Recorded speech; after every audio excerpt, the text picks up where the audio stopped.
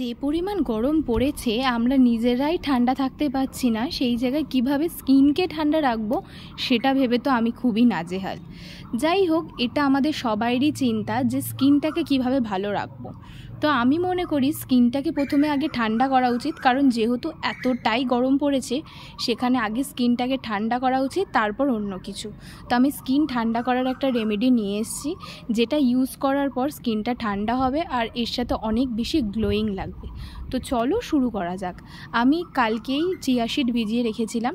তোমরা চাইলে একদিন না হোক অন্তত আধা ঘন্টার জন্য যদি ভিজিয়ে রাখতে পারো খুবই ভালো। দুধের মধ্যে একটুখানি চিয়া সিড রেখেছিলাম, তার মধ্যে 2 চামচ চালের গুঁড়ো আর একটু দই দিয়ে ভালো করে মাখিয়ে নিয়েছি। এরপর যেহেতু আমার সেন্সিটিভ স্কিন, তো সেই জন্য আমি একটু হলুদ মিশিয়ে নিয়েছি। ব্যাস, এই 3-4টে জিনিস দিয়েই আমি একটা হোম রেমেডি বানিয়ে নিয়েছি। এরপর এটাকে ভালোভাবে অ্যাপ্লাই করে নেবো স্কিনের মধ্যে চালের যখন গুঁড়ো আমরা অ্যাপ্লাই করব তখন হালকা হালকা করে আমাদের স্কিনের মধ্যে লাগবে। তখনই বুঝতে পারবো আমাদের স্কিনে যে ডেড স্কিন সেলগুলো ছিল সেগুলো উঠবে, কারণ চালের গুঁড়ো ইউজ করলে স্কিনে অনেক ক্লিয়ার হয় আর ডেড স্কিন সেলও রিমুভ হয়। যাই হোক, এটা আমি মুখের সাথে সাথে গলায় ঘাড়েও ইউজ করেছিলাম, কারণ ওখানেও অনেক ট্যান পড়ে গেছিলো। আর এটা শুধু স্কিন ঠান্ডা করে তা না, ট্যান রিমুভেও সাহায্য করে। তোমরা চাইলে যে কোনো ব্ল্যাক এরিয়াতেও এটা ইউজ করতে পারো, এটা সব এরিয়ার জন্যই অ্যাপ্রুভড।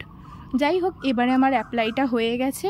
জাস্ট আমি 15 মিনিট রেখেছিলাম। 15 মিনিট পর তোমরা স্কিনটা দেখতে পারো কতটা ফ্রেশ লাগছে। ঠিক যতটা দেখতে লাগছে ততটাই আছে, এখানে কোনো এফেক্ট নেই। তো তোমরা নিজেরা হাতে কলমে ইউজ করে দেখতে পারো। আশা করি রেজাল্ট ভালো পাবে। উইকে অবশ্যই 2বার ইউজ করো। এখনের মতো